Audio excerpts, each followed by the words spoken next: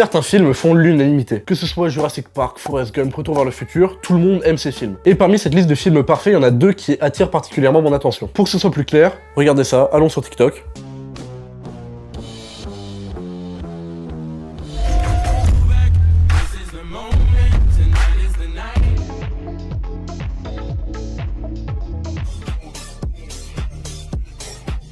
On va essayer de comprendre pourquoi Fight Club et Pulp Fiction, ça cultive autant les passions jusqu'à créer toute une frange de néo-puristes. Et avant toute chose, on va voir pourquoi ces deux films sont autant aimés, et je vais aussi vous donner mon avis parce que c'est quand même ma vidéo. Alors je sais, peut-être que Fight Club et Pulp Fiction, c'est pas vos films préférés, mais voilà, il y en a des millions de films qui attisent autant de passion, que ce soit La Ligne Verte, Les Évadés, il y en a plein, donc je pourrais pas parler de tous. Et puis aussi, je trouve que Fight Club et Pulp Fiction, ils ont rien à voir entre eux, mais pourtant ils illustrent super bien ce fanatisme. Allons-y, sortons nos canettes de Monster, écoutons le dernier album de Lil Peep, nous sommes en 4ème, et on va parler de Fight Club et de Pulp Fiction.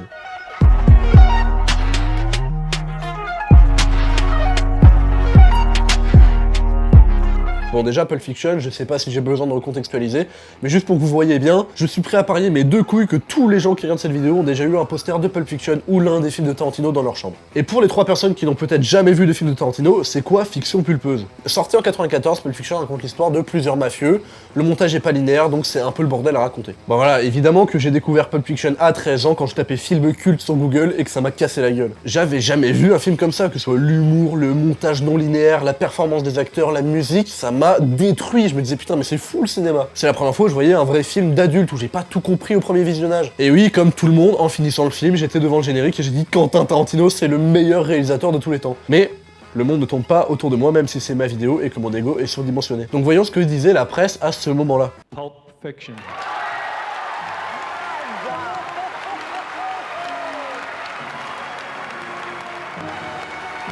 Bah voilà, apparemment, ça a plutôt bien marché, parce qu'une Palme d'Or, bon bah c'est pas mal. Mais attention, aujourd'hui, Quentin Tarantino, Palme d'Or, ça peut paraître logique, mais à l'époque, ça l'était pas du tout. En 92, quand Tarantino sort son premier film Reservoir Dogs, la critique est pas du tout unanime. Certains voyaient déjà un futur artiste grandiose avec une culture monstrueuse, tandis que d'autres voyaient un jeune passionné de cinéma, mais qui repompait des Kubrick et des Kurosawa. Du coup, quand Tarantino et son équipe ont présenté Pulp Fiction à une séance des minuit à Cannes en 94, personne s'attendait à ce qu'il rafle la Palme d'Or. Et contrairement à des mecs comme Kubrick qui ont fait des Orange Mécanique par exemple, bah là, Tarantino, à l'époque, c'était un jeune rookie, il ressemblait à rien, on dirait qu'il sortait encore de sa chambre à regarder des films tous les jours, donc ça plaisait pas forcément au public de Cannes. Bref, Pulp Fiction, c'est probablement l'un des films les plus cultes de l'histoire du cinéma, qui plaît à tout le monde et qui est un monstre sacré dans le cinéma hollywoodien. Néanmoins, si j'en parle aujourd'hui, c'est pas juste pour dire que j'aime bien ce film comme tout le monde, c'est parce qu'il pose des problèmes. Et avant de passer aux problèmes, on va parler du deuxième film.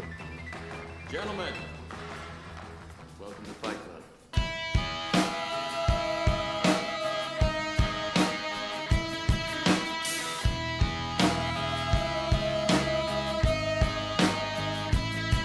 With your feet on the air, your head on the ground.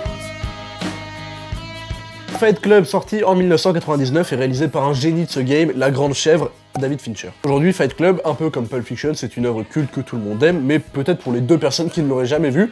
De quoi ça parle Fight Club? Fight Club, ça raconte l'histoire de Edward Norton, qui est un mec vraiment de classe moyenne, qui a une vie banale, et pendant son travail, il va rencontrer le personnage de Brad Pitt, qui lui est totalement l'inverse. Brad Pitt, c'est le mec qui en a rien à foutre du système, qui veut tout faire péter, et du coup, bah, ça va changer la vision du monde de Edward Norton. Bon, un peu comme Pulp Fiction, quand j'ai découvert ce film à 13 ans, pendant le générique de fin, j'étais comme un ouf, j'étais putain, mais c'est incroyable ce qu'on peut faire avec des films, c'est fou. Bon, évidemment, j'avais 13 ans, j'avais le cerveau plein de pistes, Brad Pitt, il était trop beau, trop stylé, anti-système, j'ai kiffé le film. Sauf qu'en fait, quand on y réfléchit un peu plus, Brad Pitt, dans le film, bah, c'est juste un taré terroriste extrémiste qui fait des attentats au nom de son idéologie foireuse. Ouais, bah en gros, il est plus proche de Ben Laden que de Greta Thunberg. How dare you! C'est un peu comme plus récemment le Joker de Todd Phillips avec Joaquin Phoenix. Une partie du public a pas du tout compris le film et a pris le Joker comme un symbole de rébellion, alors que, oh, on va se calmer 2 minutes, les Jokers, c'est un putain de tueur en série. Il est fou, c'est un méchant, c'est pas un gilet jaune. Bon, bref, revenons à Fight Club. Aujourd'hui, le film est méga culte et tout le monde l'aime bien, mais contrairement à Pulp Fiction, à l'époque, c'était pas du tout la folie. Au niveau économique, en vrai, ça va, le film est plutôt rentable, c'est pas un gros succès, mais ça passe. Mais par contre, avec les critiques des spectateurs, mais surtout de la presse de l'époque, c'est une catastrophe. Notamment dans le New York Times aux États-Unis, mais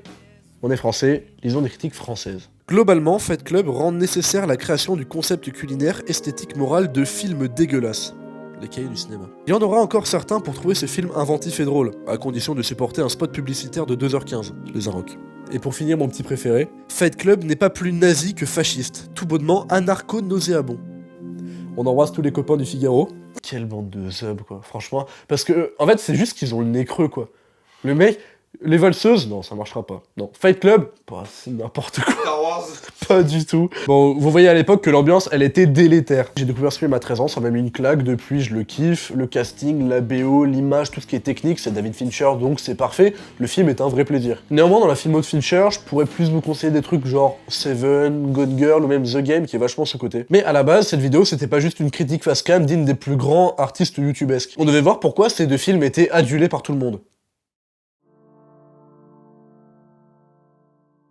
Bon, je pense que pour comprendre pourquoi ces films sont des religions pour certains, faut voir déjà ce qu'ils ont en commun. Pulp Fiction et Fight Club sont des œuvres adolescentes. Alors je vous préviens, ça veut pas dire qu'ils écoutent des primes de mastu dans leur chambre de 22h à 6h du matin, ça veut dire juste qu'ils sont violents, vulgaires, c'est mal aimable, c'est un peu drôle, ça plaît à un public plutôt jeune et adolescent. Pulp Fiction, c'est ludique, c'est violent, mais à la fois c'est plaisant à regarder, et du coup on s'attache aux personnages, et bah évidemment que ça plaît au public. Et c'est aussi ultra simple de s'attacher à eux, que tu vois des John Travolta qui dansent, Samuel L. Jackson, Uma Thurman, évidemment que t'as envie de les kiffer. Fight Club c'est pareil, c'est violent, vulgaire, Écoute-moi bien, sale pute.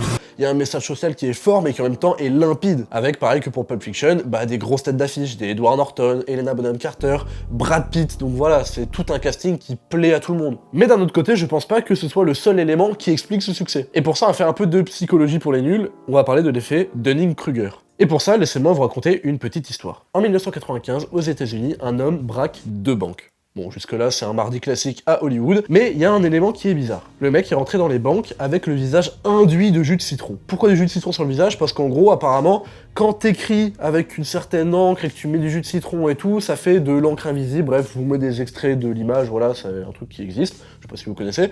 Et du coup, il s'est dit, bah, si ça marche avec de l'écriture, de l'encre, bah, ça peut marcher avec ma tête. Du coup, il s'est induit le visage de citron pour être invisible. Et du coup, en voyant ça, les deux psychologues Dunning et Kruger se sont dit, putain, mais comment c'est possible qu'un mec ait autant confiance en son jus de citron? Alors que je le rappelle, ça marche pas, ça n'a aucun fondement scientifique de se mettre du jus de citron pour être invisible. Et du coup, les deux psychologues ont interrogé des étudiants et en ont dégagé une théorie. Ils ont dégagé la théorie que plus un individu avait de connaissances dans un sujet, moins il avait de certitude dans celui-ci. Contrairement à un novice qui, ne connaissant quasiment rien, ne se rendait pas compte de la complexité du sujet qu'il aborde. Bon, je vais pas m'attarder plus que ça sur ce sujet parce que je suis pas un psychologue et il y a des excellentes vidéos qui en parlent, donc je vous invite à aller les voir. Mais pour revenir à nos deux films et au cinéma de manière plus générale, je pense que ce phénomène peut nous apporter des réponses. Pulp Fiction et Fight Club, c'est des œuvres d'entrée dans une cinéphilie. On les découvre à 13, 14, 15 ans au collège quand on n'y connaît pas grand chose et ça nous laisse évidemment sur le cul. Et je préfère le dire tout de suite, il y a aucun problème là-dedans. J'ai été comme ça, tout le monde a été comme ça. Le problème, c'est quand après avoir vu un Tarantino, un Fincher ou même un Hitchcock par exemple, tu te prends pour André Bazin à connaître le vrai cinéma. Je préfère largement quelqu'un qui n'y connaît rien et qui est honnête dans sa démarche, mais qui reste néanmoins curieux et bienveillant, que ces néo-puristes élitistes qui crachent sur tout le monde. Mais attention, ça marche pour le cinéma, ça marche aussi pour le rap, par exemple, tous les mecs qui adultent des Nino, Nekfeu, PNL,